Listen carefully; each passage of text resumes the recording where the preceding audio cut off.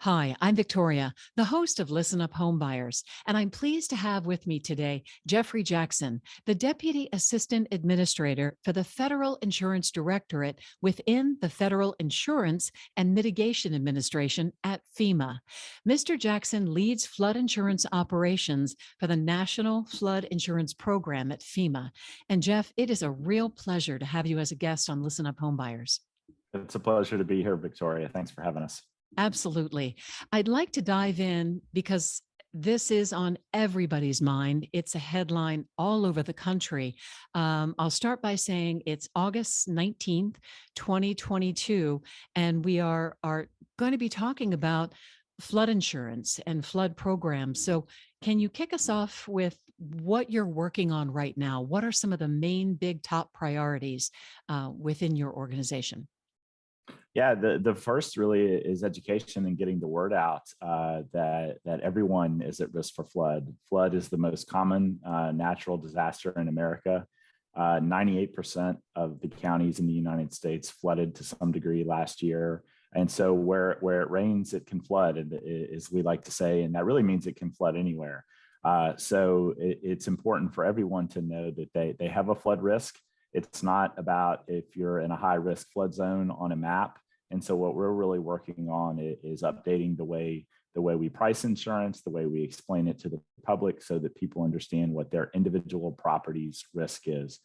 And that goes to the way we rate insurance policies, which changed this past year for the first time in the history of the program since its inception 50 years ago, to be based on the individual risk of your property. So it's based on what is built there, the size and the how expensive your home is. It's based on where you sit in relation to water.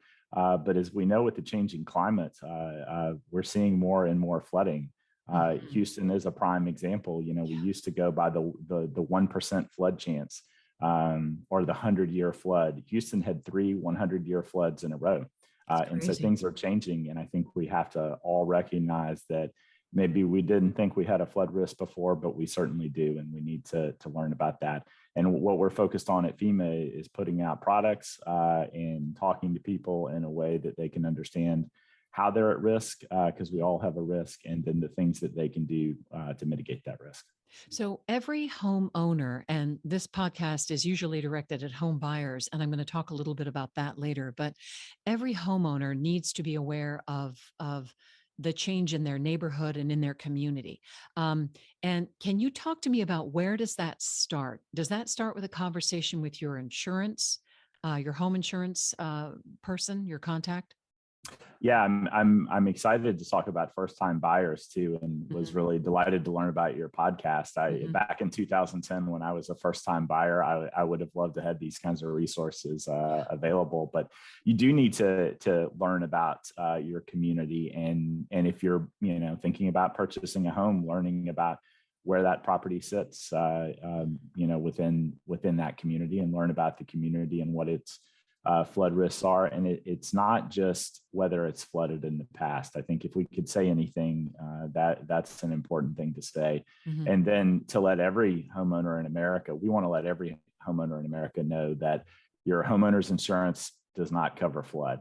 That is true in almost every case. And so the worst thing that can happen to a homeowner is to call your insurance agent after your house floods, thinking that it's going to be covered under your homeowner's insurance policy, and then you find out it's not. So we're really working to get the word out there, but it does begin with a call to your insurance agent to talk about getting a flood policy and to get a price on a flood policy. And as I said earlier, now that we've updated our methodology, that flood policy is not just going to be based on where you sit on a map. It's going to be based upon the individual characteristics of your home, how as the climate changes and as we look at the future, how likely in the next year your property is to flood.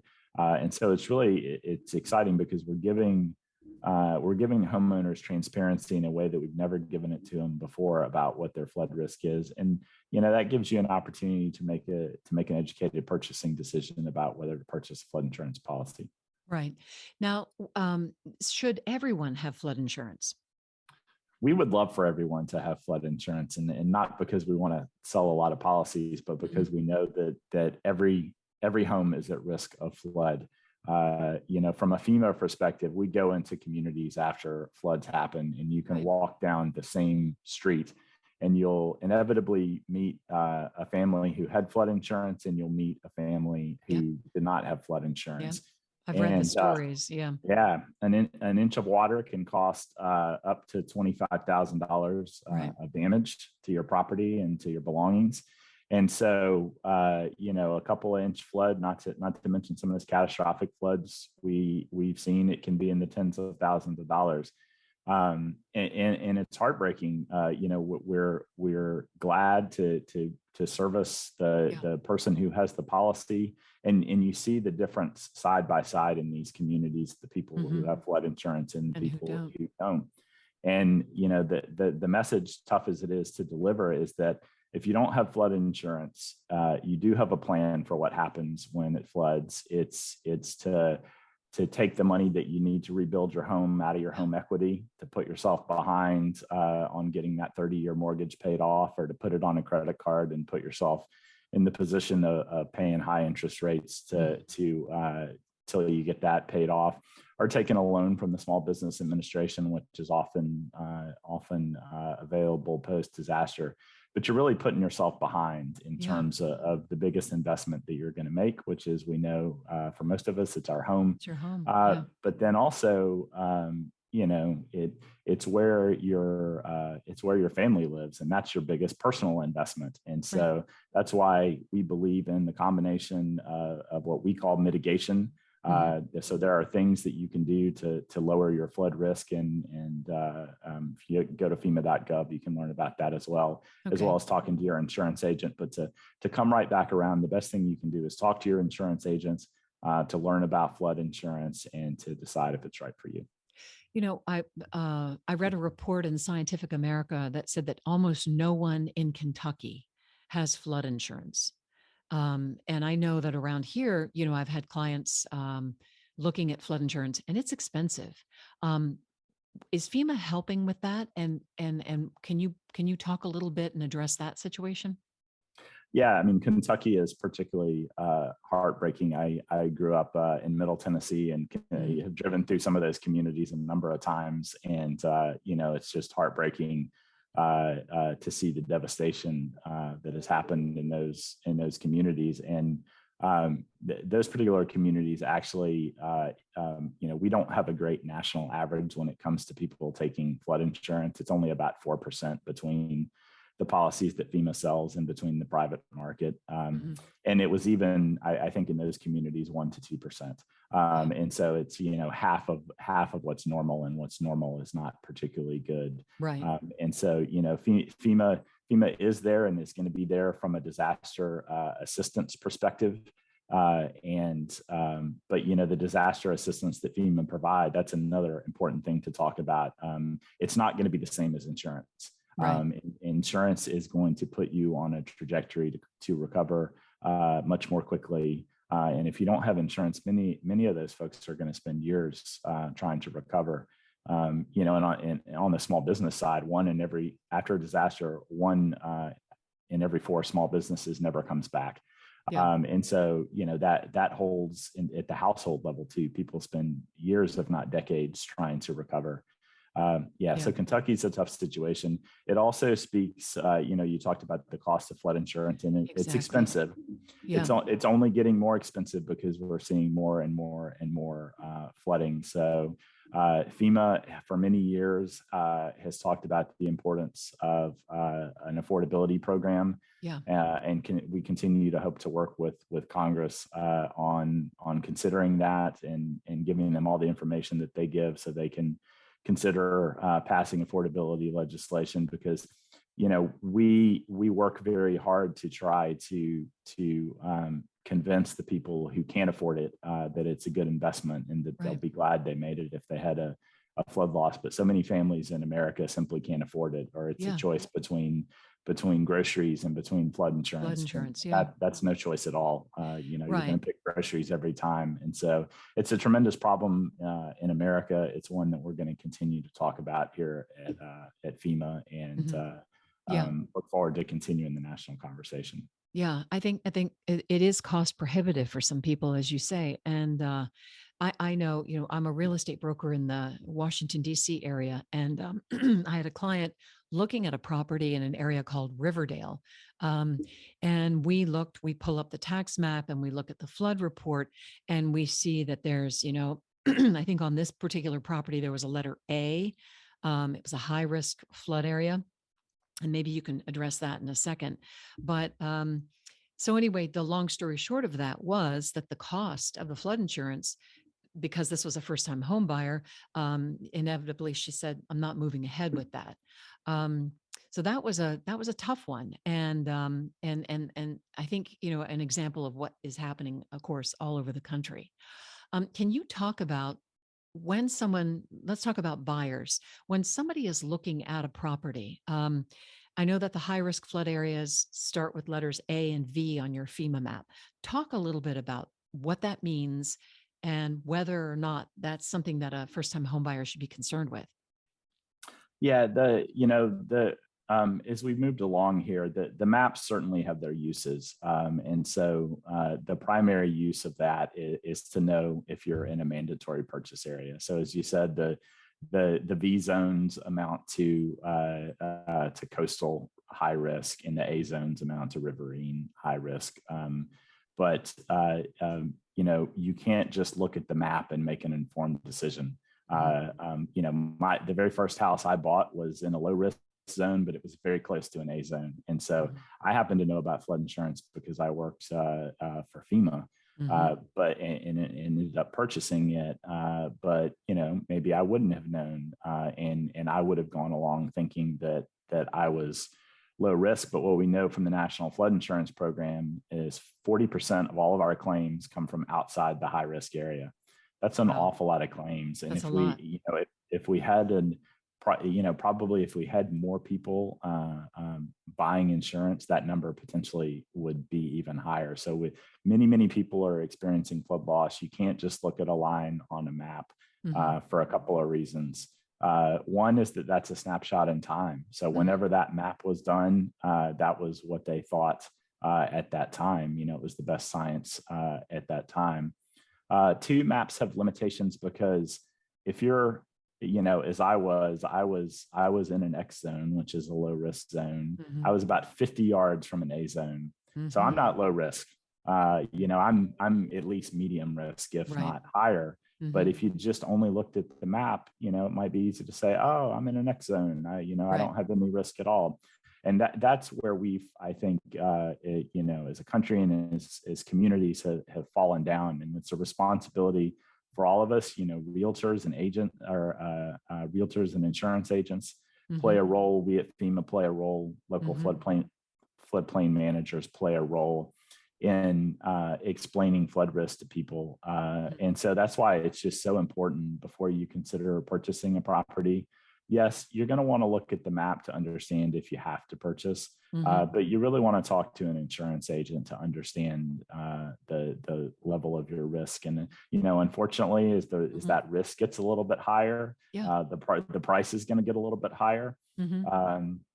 But even though the individual that you cited ended up not purchasing that property, that's the kind of informed buyers that we want to help encourage by knowing what they're getting into. And I think that's so important. And gosh, I can think back to being a first-time home buyer, and it's, you're learning about all these things for the first time, and you've never done it. And, you don't know maybe much about what flood insurance is, or even about what homeowners insurance is. And you're kind of just going through this crash course, but flood, add flood risk to your check sheet. when you talk to your realtor and when you talk to your insurance agent. No, I think that is excellent advice. And your crash course, it is true, because that is kind of what the home buying experience is like.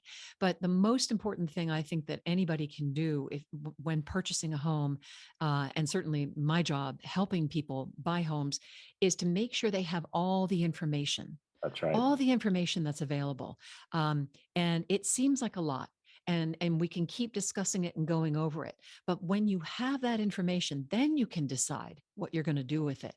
So let's back it up a bit. So I'm a home buyer. I'm looking at a property. On my checklist is going to be checking to see my where it is on the flood maps. And then reaching out to a potential insurance agent to talk about flood insurance at that point in time. If it is cost prohibitive in that moment, but I love the house and want to move forward, do you have any advice for somebody who would be in that situation? Yeah, so much like you can buy a house that's a fixer upper and plan to tear out that kitchen and build your dream kitchen, or update the appliances. It all comes at a cost. There are things that you can do to lower your insurance premium. If you go to floodsmart.gov, you'll see you'll both find a place to contact an insurance agent who can sell you flood insurance, and who can talk about flood insurance. But you'll also learn about mitigation. There are things that you can do. They cost money. They range from low cost to medium cost. Things like taking appliances out of your basement and moving them to an upper floor can make a difference in your insurance rates.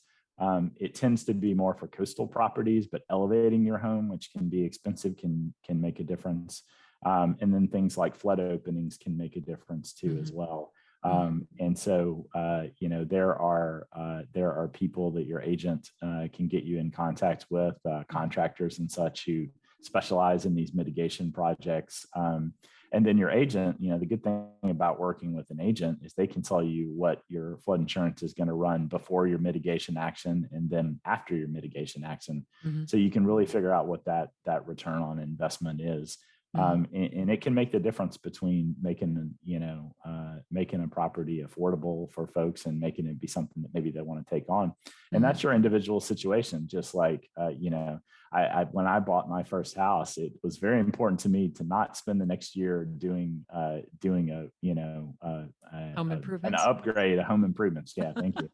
That was important to me. But for many people who love that sort of thing and who like taking it on, they're more than happy to pick a property where there's a little bit of work to be done. And I had an uncle who, for many years, that was his specialty. That was his business. He would go buy houses and he would improve them, fix them up. And he would live there during the time, and then he would roll right into the next one. So it's a different decision for everybody. And just like the home buying decision itself, the flood piece of it is what do you feel comfortable taking on right now? But you mentioned, Victoria, the key thing in it. I would be happy if everybody knew their risk going in, knew what was and was not covered by the insurance purchases that they made, and had a plan for what happened if they were to experience the flood loss. I think that's where we're trying to get to as a country. Yeah. In the greater Washington, D.C. area, I go into more wet basements than dry basements, and wet variations of wet. Sometimes it's just the smell. And, if it's a cinder block foundation, you're going to have that kind of porous, kind of chalky, wet smell if it's wet outside. But I can tell you neighborhoods all in DC, like near Capitol Hill, where I've gone in and, and it's significant. And Baltimore as well, row house after row house. And, you see there's actual water pooling in the basement. And I've even worked with people who've said, what do you think of this? And I say, I think it's going to be expensive to fix. You're right here in Fells Point, or you're right here in Federal Hill, or you're right at, in Southwest Waterfront in DC. The water tables are high. You're right by water. And if it's coming up into your basement, that's not a fixer-upper that I personally would recommend moving ahead with, because it's expensive. And these are the kinds of things that I think people need to be aware of. Be wary of conventional wisdom. Be wary of an insurance agent that tells you don't need a flood insurance policy because you don't live in a flood zone. Yeah. Be wary of people who, it can be in the realtor community, but people who kind of want you to look past those things that you advise your clients to, hey, pay close attention to that. Just be wary of those kinds of influences in your home buying decision. Yeah. And, if you can find, whether it's your realtor, whether it's your insurance agent or your insurance company, if you can find people who you feel really comfortable are talking about the pros and cons of any given situation, I think that's the right place to be with the biggest investment that you're going to make. But, I just say from a FEMA perspective, with regard to the climate and the changing weather conditions, we see it every day, how much things are changing.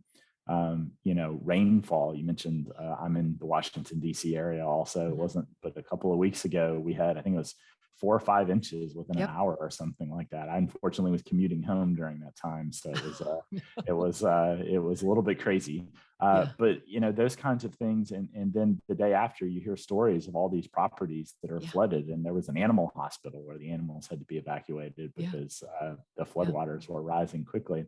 And I would just say for everyone out there, regardless of whether you live, I mentioned Houston earlier, that problem is not isolated to Houston and Washington, D.C. It's everywhere in America. It's impacted by not just rivers and coasts, but it's impacted by rain and mudslides. And the more development we do, honestly, the more, every time in your community you see a green space paved over, the water has to go somewhere when it comes. And so it leads to increased flood risk. And so, as we all collectively figure out how we're going to adapt to this changing climate, I think we all have to up our IQ on flood risk. And so it's one of the reasons why we enjoy, being here today and doing things like this, is to talk to as many people as we possibly can about the risk of flood. And again, going into it, knowing what the risks are and knowing what the tools are to protect yourself and making the decision that's right for you and your family. So to recap, for homeowners, what is your direct advice to someone who owns a home today? You've said buy flood insurance, number one. Yeah. Or at least talk about it with an insurance agent. Yep. Yeah. Okay. Really understand what your risk is. And, as I said, if you find that agent who really will explain the pros and cons of things to you, you're in good stead there. And if you don't have an agent or someone that you're working with, you can go to floodsmart.gov. We have a list of people who sell flood insurance. It's across many of the companies that all of your listeners do business with. So you're likely to see a familiar company name there, even if you're not familiar with that particular agent. And in terms of the advice that the agent's going to give and the quote that they're going to give you, just know that for a policy issued by the National Flood Insurance Program, we have spent thousands of hours looking at catastrophic risk models and the individual properties of a particular house, and all of the characteristics that make something more or less likely to flood. It's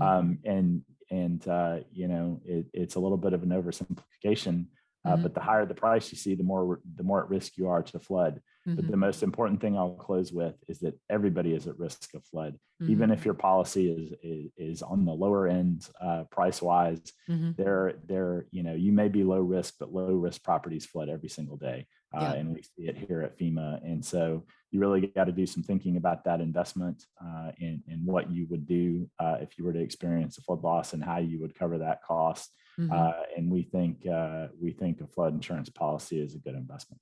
Okay. And then for home buyers, and we have kind of drilled down on that a bit throughout the podcast here, but it's important to gather the information, to go to the website, the FEMA website, and look at the maps. But the most important thing is to make sure you gather the information, and then you go to experts like your insurance agent and find out about the costs and about the property itself before you make the purchase. Yeah, that's absolutely right. Even if you don't decide to buy it, have them quote you a flood insurance policy. I think that's an That's great. extremely valuable learning tool. Where it can rain, it can flood, and we're continuing to work here at FEMA to get that word out. And so, as you go educate yourself, tell a friend or a family member or church member, about what you learned, because the more we can all get the word out, the more we can increase the resilience of all of our communities and families to flood and really all natural disasters. Okay. Thank you. Jeffrey Jackson is the Deputy Assistant Administrator for the Federal Insurance Directorate within the Federal Insurance and Mitigation Administration at FEMA. Jeff, thank you so much for joining me on Listen Up Homebuyers. I hope you come back. Thank you.